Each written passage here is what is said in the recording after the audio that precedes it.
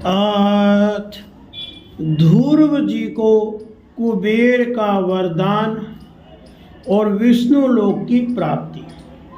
श्री मैत्रेय जी कहते हैं, विदुर जी, ध्रुव का क्रोध शांत हो गया है और वे यक्षों के वध से निवृत्त हो गए हैं। यह जानकर भगवान कुबेर वहां आए। उस समय यक्ष, चारण और किन्नर लोग उनकी स्तुति कर रहे थे। उन्हें देखते ही ध्रुव जी हाथ जोड़कर खड़े हो गए।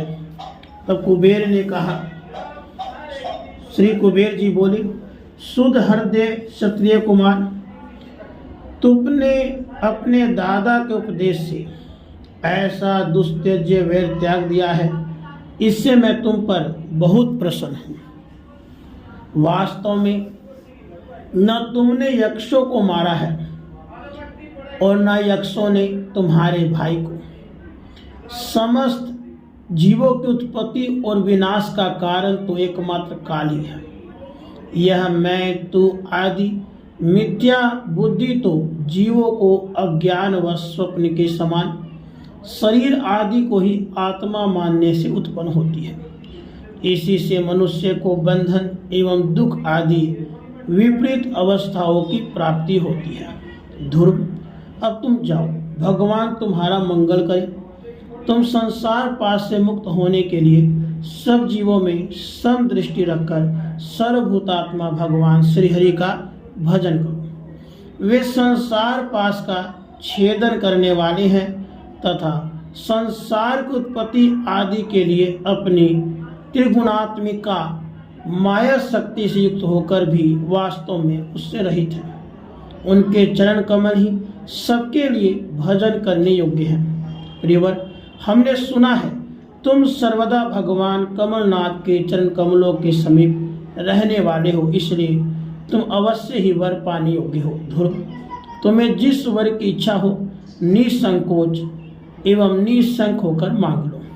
श्री मैत्रेय जी कहते हैं, विदुर जी, यक्ष राज कुबेर ने जब इस प्रकार वर मांगने के लिए आग्रह किया तब महाभागवत महामति ध्रुव जी ने उनसे यही वर मांगा कि मुझे श्री हरि की अखंड स्मृति बनी रहे, जिससे मनुष्य सहज ही दुस्तर संसार सागर को पार कर जाता है।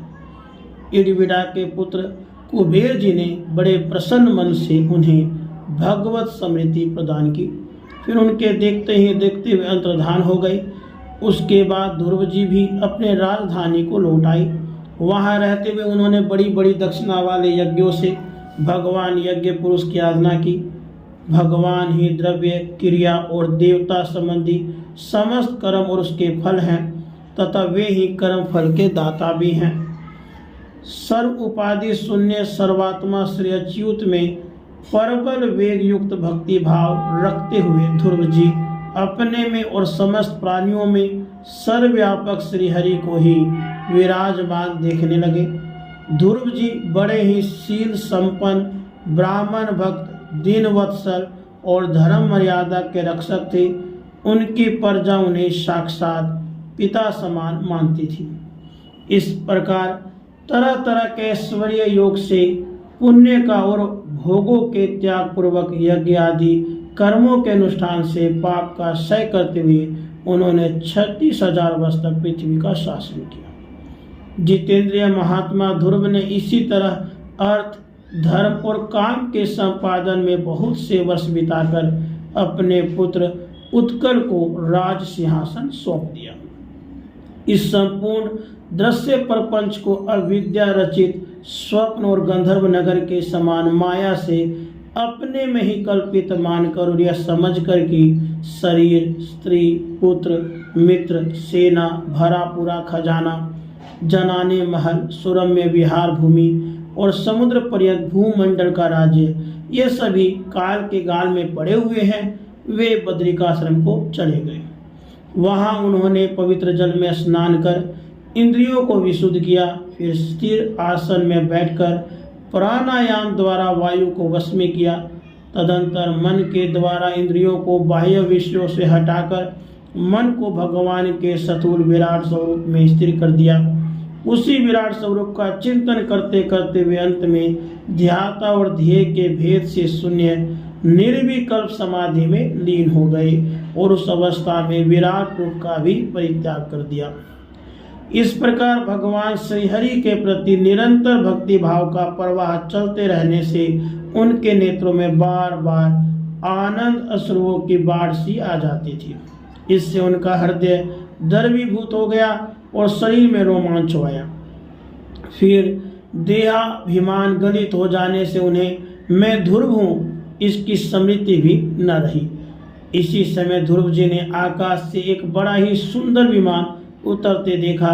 वह अपने प्रकाश से दसों दिशाओं को आलोकित कर रहा था, मानो पूर्णिमा का चंद्र ही उदय हुआ हो। उसमें 2 श्रेष्ठ पार्षद गदाओं का सहारा लिए खड़े थे।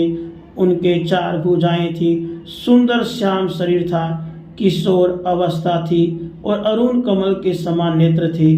वे सुंदर वस्त्र, किरीट, हार, भुजबंद और अति मनोहर कुंडल धारण किए हुए थे। इतने में ही ध्रुव जी ने देखा कि काल मूर्तिमान होकर उनके सामने खड़ा है। तब वे मृत्यु के सिर पर पैर रखकर उस समय अद्भुत विमान पर चढ़ गए। उस समय आकाश में दुंदुभी, मृदंग और ढोल आदि बाजे बजने लगे, श्रेष्ठ गंधर्व गान करने लगे और फूलों की वर्षा होने लगी। विमान पर बैठकर ध्रुव जी ज्यों ही भगवान के धाम को जाने के लिए तैयार हुए, त्यों ही उन्होंने अपनी माता सुनीति का स्मरण हुआ। वे सोच लगे, क्या मैं बेचारी माता को छोड़कर अकेला ही दुर्लभ वैकुंठ धाम को जाऊंगा।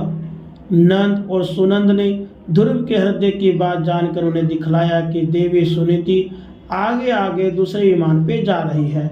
उन्होंने क्रमशः सूर्य आदि सभी ग्रह देखे। मार्ग में जहां तहां विमानों पर बैठे हुए देवता उनकी प्रशंसा करते हुए फूलों की वर्षा करते जाते थे। उस विमान पर बैठकर ध्रुव जी त्रिलोकी को पार कर सप्तर्षि मंडल से भी ऊपर भगवान विष्णु के नित्य धाम में पहुँचे। इस प्रकार उन्होंने अविचल गति प्राप्त की। राधे कृष्ण।